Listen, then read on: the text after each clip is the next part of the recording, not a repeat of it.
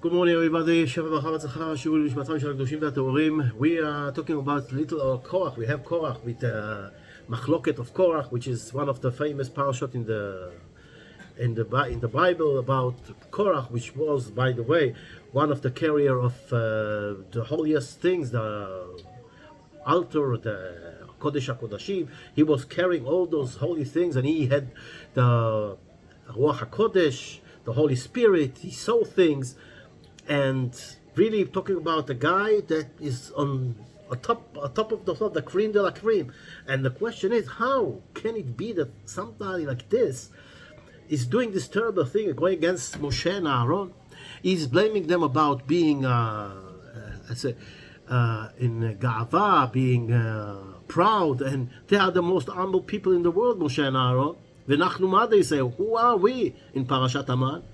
And to blame them about being on top of the others and from prideness to do what they did, what Moshe did. And why do you put yourself on top of us? And it's fun. The funny thing is that last week we also were talking about people that are the greatest people in Am Israel, and also going against and talking badly about Eretz Israel. But this was talking about against Eretz Israel. Now we're talking about people, and not just people, Moshe and Aaron. How come a thing like this happened? Unfortunately, the answer is very simple. We see it all around when we look now. As the Mishnah says in Birkei Avot, הגאווה, התאווה והכבוד מוציאים את האדם מהעולם. Pride, jealousy, and honor take out the man from the world. And we talk about this world because somebody who lives like this and goes after his desires and thinks he's better than others, it never will end good. We see it now all around us when people that are top people, nothing to compare with Korach, which was a holy guy, and really top of the world, of the people, the best of the best. And he did this mistake about jealousy and honor and wanting something that somebody else has. Ta'ava, the lust for something that he hasn't got, that he wants from others.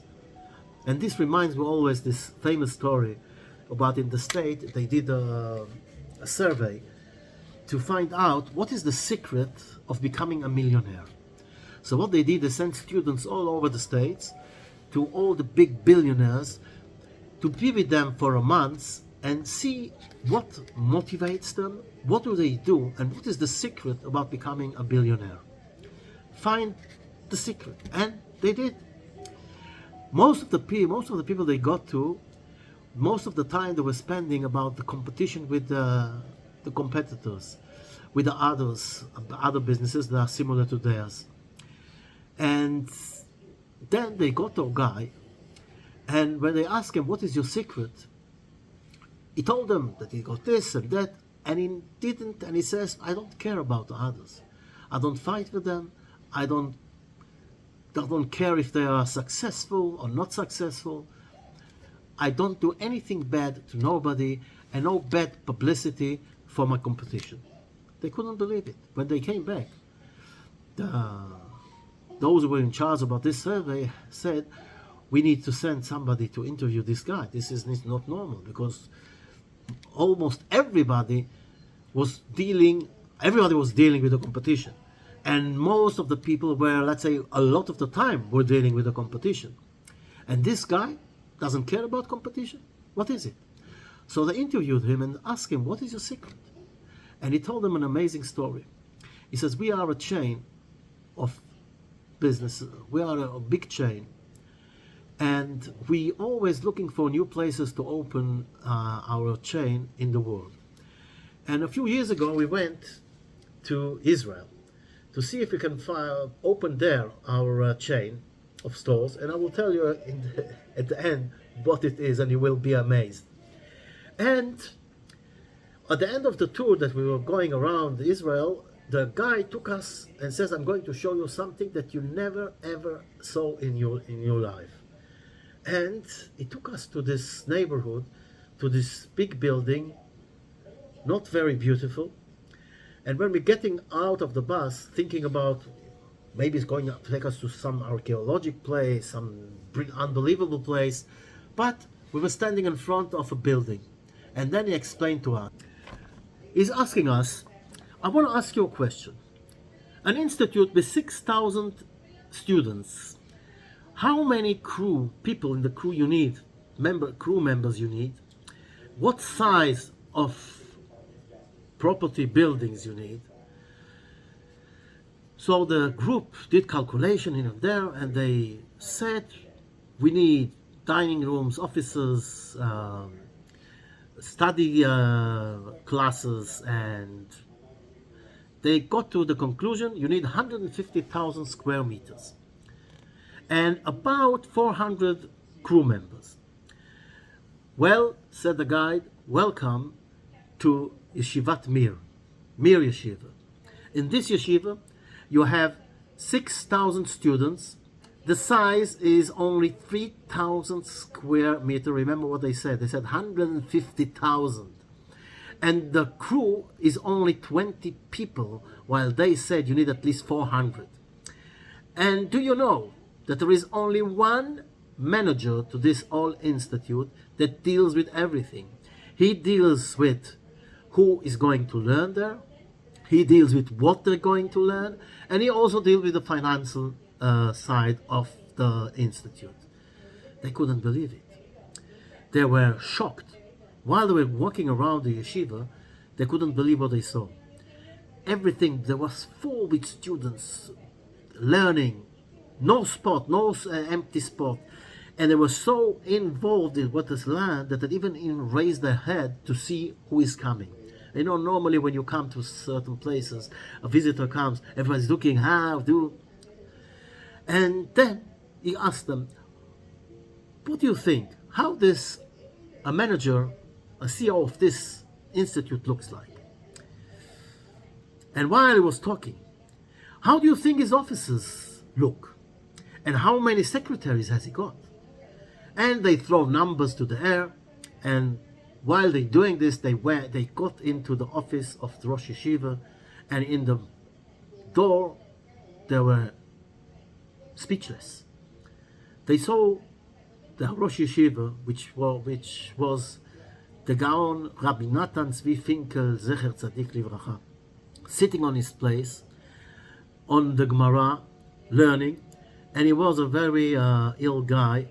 And he says, don't get frightened from the way he looks. Don't worry, he's got a lot of illnesses and things, and he hardly speaks, but he speaks English, fluent English, and you can ask him whatever you want with no problem. They sat near the Rosh Yeshiva, in the two sides of the table, and Rabbi Natan Zvi smiles to them and asks, and this billionaire is asking him, Kvod Rav, the Honorable Rav, we are here all running big operations. We cannot understand how an institute like you is being, how does it work? Said the billionaire, what is your secret? What is it? And then the Rosh Yeshiva, Rabbi Natan Finkel, he smiled and he answered them quietly in their own language in English. My dear friends, do you know what is the difference between a man and a beast? When a beast, an animal, sees something, she went there and she does whatever it needs to take it. It doesn't matter if she's going to go on something else on the way and is going to kill something on the way. It doesn't matter. It's going to get what it wants. But a human being, he can change his mind.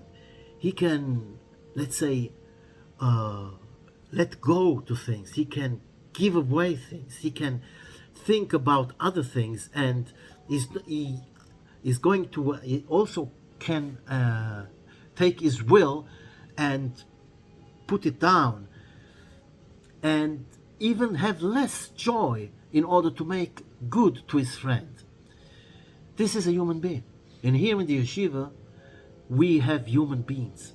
And everybody here thinks how the other guy can live inside of him?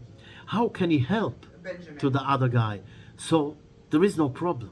And you can have also thousands of students happy in one place that wouldn't contain even hundreds. What the Rosh Yeshiva said went into his heart like a sharp knife. This is exactly the opposite of what his father told him when he gave him the business. You put a target and you achieve it, whatever it needs, in any price. And now he understood this is not a behavior of a human being. This is a behavior of a beast. And from this day on, he decided he's not going to do anything wrong to his competitors, nobody else. And he says, believe me, I didn't lose anything. Instead, or opposite, instead, I only increased my income, and not double, hundreds times more than what I used to have. You know, when I read the story first beginning, I didn't know what it's all about. And then I realized when somebody else came to me and showed me a book, the chain of stores we're talking about, is Starbucks coffee. Do you know Starbucks coffee? All over the world. I'm just now talking from China. In every corner you have a Starbucks coffee. When I've been in Japan, in every corner a Starbucks. All over the world you've got them. It's very interesting that Dafka in Eretz Israel, they couldn't make it. They tried to, but they couldn't make it. I don't know why, but that's not the thing. They're all over the world. Starbucks coffee. Unbelievable. Do you know who was on top of all those things?